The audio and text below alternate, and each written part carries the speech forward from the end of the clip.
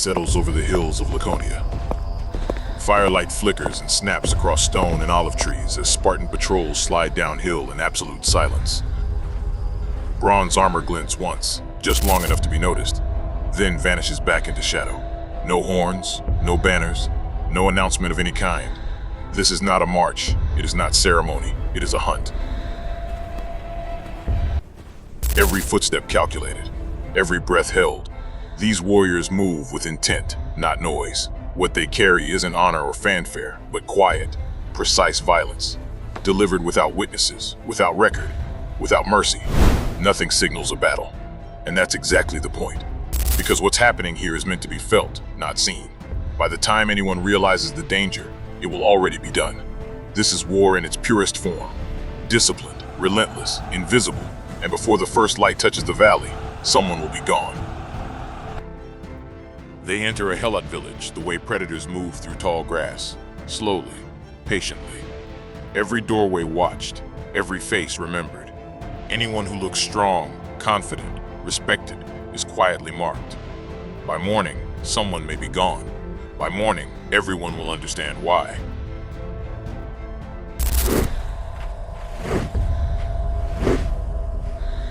On paper, Sparta is at peace. No foreign army waits at its borders. No invasion threatens the city. But every night, a real war begins inside Spartan land itself. A war that never makes it into heroic poems or famous battlefield stories. A war Sparta cannot afford to lose even once. Because if this war ever stops, the city dies. The helots, the enslaved population forced to work Sparta's fields, outnumber Spartan citizens by a staggering margin. 7 to 1, maybe 10 to 1. No one knew the exact ratio. They just knew it was enough to keep every Spartan awake at night.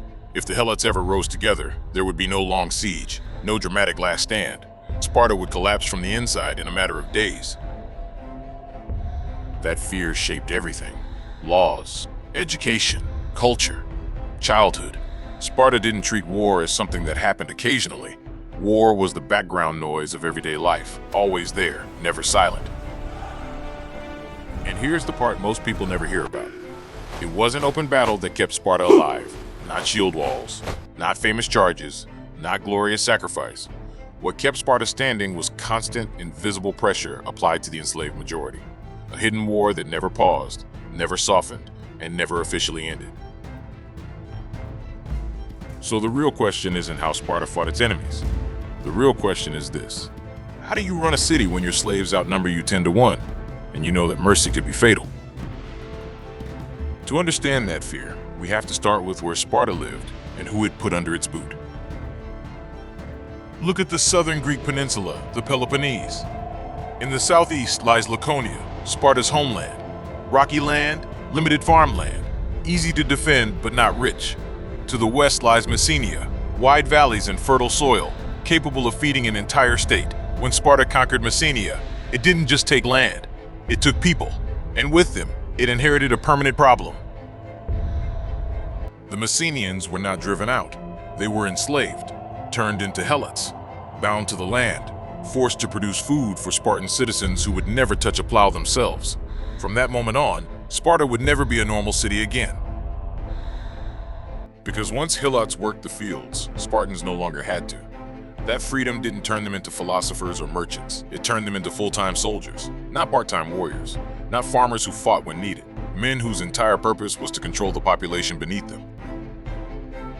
Sparta slowly stopped being a city and became something closer to a permanent military camp, built on top of hostile ground. Every male citizen existed for one reason only: to keep the helots down. Imagine growing up inside that reality. From the time you can walk, you hear the same warning in different forms. They are more than us. They hate us. If they ever unite, we're finished. That fear doesn't fade as you grow older. It hardens. It becomes discipline. This is where the agoge starts to make sense. The agoge wasn't just a training program to fight foreign enemies. It was an internal security system designed to turn boys into weapons inside their own society. Hunger wasn't an accident. It was intentional. Beatings weren't cruelty for its own sake. They were conditioning, silence, stealth, endurance, emotional control. These weren't just battlefield skills, they were occupation skills. Boys were sent out at night with almost nothing. They were encouraged to steal food, but punished if they were caught, not for stealing, but for being seen. They learned how to move without sound, how to watch without reacting, how to survive while surrounded by people who might kill them if given the chance. In some cases, these nighttime exercises included violence against helots, not open fighting. Quiet attacks meant to teach a lesson, meant to remind an entire population who held power. This wasn't random brutality, it was state-approved conditioning. Sparta wasn't just training warriors, it was training professional occupiers, men who would spend their lives ruling through fear. By the time a Spartan boy became a man, the line between civilian and enemy no longer existed. Helots were neither. They were a permanent threat that had to be managed, suppressed, and reminded every day of their place. This is how Sparta stayed strong. And it's also where the cracks begin to form, because a society that never stops fighting eventually forgets what peace even looks like. And the agoge was only the beginning. Beyond it waited something darker, a system designed not to train, but to hunt, a force that moved only at night, answered only to the state, and existed for one purpose alone: to make sure the helots never slept without fear. In the next part, we step into that shadow, the Krypteia, the annual declaration of war on an enslaved population, and the everyday machinery of terror that held Sparta together, while quietly eating it alive from the inside. Those shadows Sparta created did not move on their own. They had a name, and that name was Krypteia. The Krypteia was not an army unit in the normal sense. It had no banners, no public ranks, no recorded victories. Officially, it barely existed at all, but every helot knew the truth. The Krypteia was Sparta's nightblade, drawn only when fear needed sharpening. Selected from the strongest and most ruthless young Spartans, these teenagers were sent out alone or in small groups, armed lightly, dressed to blend into darkness. They hid in fields, along roads, near villages. During the day, they remained invisible. At night, they watched. They studied helot communities the way hunters study herds, who speaks confidently, who others listen to, who walks without lowering their eyes. Those were the dangerous ones. Those were the ones who disappeared. Imagine being 16 years old, lying in the dirt outside a village, watching a man work the fields for weeks. You know his habits, you know his family, you know when he's alone. And then one night, you are ordered to end his life. Not because he attacked anyone, not because he rebelled, but because one day he might.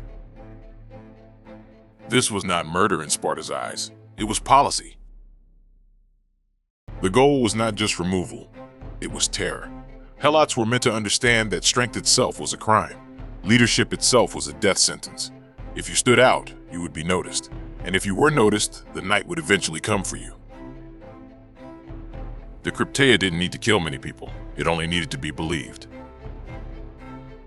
But Sparta went even further. Fear alone was not enough. It needed legal cover, something colder and more permanent. So the state did something extraordinary. Every year, Sparta formally declared war on its own enslaved population. This declaration was made by the ephors, the highest civilian officials in Sparta. With a few ritual words, helots were placed in a permanent state of war against the Spartan state. The logic was simple and chilling.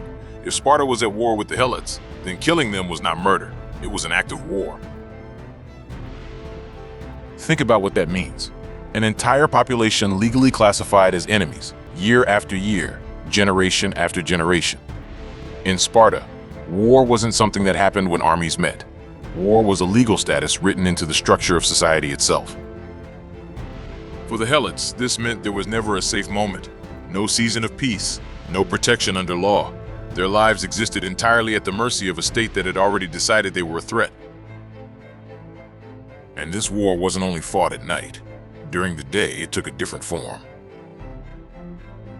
Spartan patrols moved openly through helot lands. Fields were inspected, harvests measured, crops confiscated if quotas weren't met. Punishments were public and unpredictable. A beating here, a humiliation there, not always for a reason anyone could understand. The randomness was part of the control. Helots were sometimes forced to drink wine until they were sick, staggering and helpless, while Spartan youths watched. The lesson wasn't subtle. This is what weakness looks like. This is what you must never become. Every interaction reinforced hierarchy. Every reminder said the same thing. You exist by permission. And yet, Fear cut both ways. Because for all their control, Spartans never forgot the numbers. Every patrol, every inspection, every beating was driven by the same thought. If they ever move together, we are finished. That fear sharpened discipline, but it also poisoned trust. Spartans lived surrounded by people who fed them, clothed them, sustained them, and whom they believed would kill them if given the chance. There could be no relaxation in a society like that, no softness, no deviation. And sometimes the fear proved justified. Helot resistance never disappeared. It went underground. Plots were whispered. Messages passed quietly. Hope flickered in moments of Spartan weakness. The most dangerous of those moments came not from war, but from nature itself. In 464 BCE, a massive earthquake struck Sparta. Buildings collapsed. Walls cracked. Spartan citizens were buried under stone and debris, and almost immediately, rumors spread. The helots were rising. This was the moment Sparta had always feared. With the city weakened, helots across Messenia revolted, seizing strongholds and calling for allies. For a brief moment, it looked like the system might finally break. Picture both sides at once. A helot leader realizing this might be the only chance they will ever get, and a Spartan citizen standing amid ruins, hearing that the enemy is already inside the land. Sparta survived the revolt, but only just, and the cost was enormous. The response was brutal, decisive, and merciless. Afterward, control tightened even further. More surveillance, more repression, more fear layered on top of fear. But something had changed. The myth of total control had cracked. Sparta had built a system that demanded constant pressure to survive. The moment that pressure slipped, even briefly, the whole structure trembled, and that reality would haunt the city for generations to come. Because a society locked into permanent internal war can never truly recover from shock. It can only clamp down harder. By now, the pattern is clear. The agoge shaped the mind. The Krypteia enforced terror. The law transformed murder into policy. Daily occupation maintained dominance, and resistance simmered just below the surface, waiting for weakness. This hidden war made Sparta formidable. It also made Sparta fragile. And that contradiction followed Spartan warriors wherever they went. Onto foreign battlefields, into legendary last stands, into the stories the world would remember long after the helots were forgotten. In the next part, we'll see how this invisible war shaped Sparta's most famous battles, and why the same system that created legends ultimately destroyed the city that built it. The hidden war inside Sparta didn't stay behind city walls. It followed its soldiers onto every battlefield, into every shield wall, and across every battlefield where the world would one day remember the 300 at Thermopylae. Because the discipline, the fearlessness, the willingness to die rather than retreat, it didn't start with Persians. It began in the fields of Messenia. Every Spartan citizen had grown up conditioned to control life and death at home, to face an enemy that never rested, to kill without hesitation and survive without question. Imagine standing in a phalanx, facing an overwhelming army, and realizing the same lessons that kept your household alive for decades now drive your entire state. That is why Sparta could produce warriors the world would never forget. They were forged in invisible wars long before they faced anyone else. But the cost of that invisible war was written into the fabric of Sparta itself. The citizen population slowly declined. Death, constant military service, and selective breeding ensured that there were fewer hands to hold power, fewer men to defend the city, and fewer families to pass the system on to. Economic life became rigid. Innovation slowed. Everything revolved around maintaining control over a population that could crush them if ever united. Then came the final fracture. In 371 BCE at Leuctra, the Spartan army, once untouchable, faced a new generation of enemies. Their internal system of terror had weakened over time. Citizens were fewer. Discipline, while still fearsome, could no longer cover the cracks. The helots, finally freed, reshaped the landscape entirely. The city Sparta had built on fear and hidden war collapsed faster than anyone could have predicted. It's easy to look at Sparta and see only unmatched warriors, legendary last stands, and stories of courage against impossible odds. But there's another side. A tiny ruling class, perpetually paranoid, obsessed with control, living every day as if the people who fed them could strike at any moment. a society brutalized by its own mechanisms of survival, incapable of adapting and ultimately destroyed by the very methods it used to survive. Modern parallels are impossible to ignore. Societies, corporations, even governments that rely on constant invisible war. Surveillance, fear, overwork, coercion can achieve extraordinary results in the short term, but they carry the same seeds of fragility. Build your empire on constant fear, and sooner or later, the war you use to control others begins consuming you from within. Sparta teaches a lesson both timeless and uncomfortable. You can build a society on hidden war. You can shape warriors, enforce obedience, and survive threats that would crush ordinary cities. But the cost is never visible until it is too late. Eventually, the system that maintains control becomes the very force that undermines it. And so, in the end, Sparta's story is not just one of courage and military genius. It is also a story of fear, control, and fragility. A society that mastered invisible war, but at the price of everything else that makes a civilization sustainable. Because for all their victories and legendary battles, the war they fought within their own borders never truly ended. It only consumed them from the inside, silently, relentlessly, until the city that had once ruled through terror could no longer stand.